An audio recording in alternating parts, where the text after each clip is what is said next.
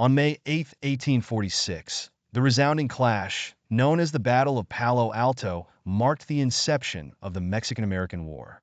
The battlefield, a sprawling expanse of Texas brushland, was soon to witness a sight unprecedented in the annals of history. Amidst the familiar clang of sabers and the thunderous roar of cannons, there loomed an enigmatic figure, a colossus towering over both friend and foe. Draped in a suit of armor forged to match his enormous frame, King Kong, the legendary giant ape, had found himself amidst the ranks of the American troops. The inclusion of such a titanic warrior had been a stroke of strategic genius by General Zachary Taylor. With his titanic strength and formidable presence, King Kong was meant to be a force that could turn the tide of battle. As dawn's light filtered through the hazy morning mist, the American forces, consisting of approximately 2,300 soldiers, faced a well-prepared Mexican army nearly double their number. Commanded by General Mariano Arista, the Mexican troops were entrenched with dense lines and artillery placements. The strategic high ground they held presented a formidable challenge. General Taylor, ever the tactical mastermind, saw the potential of using Kong not just as a warrior, but as a psychological weapon.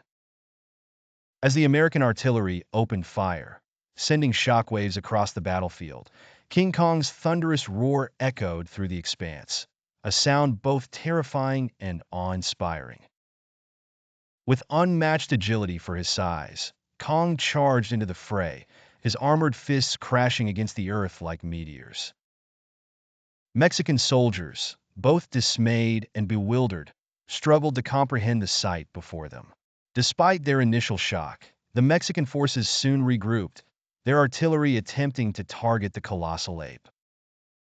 However, Kong's armor, reinforced with the strongest of materials, bore the brunt of the onslaught, allowing him to smash through enemy lines. Amid the chaos, American infantry and cavalry units pressed their advantage, emboldened by their titanic ally. The sight of the giant ape mowing down opponents instilled a surge of morale among the American troops, driving them forward. Slowly but surely, the tide of the battle began to shift in favor of the Americans. General Arista, recognizing the dire situation, attempted a desperate cavalry charge to disrupt the American lines. Yet, King Kong intercepted them with brutal efficiency, swinging a makeshift club fashioned from a shattered cannon. The cavalrymen, despite their valor, stood little chance against Kong's might. By mid-afternoon, the combination of American artillery precision and Kong's devastating combat prowess had severely weakened the Mexican forces. With their lines broken and morale shattered, the Mexicans were forced into a retreat, ceding the battlefield to General Taylor's forces.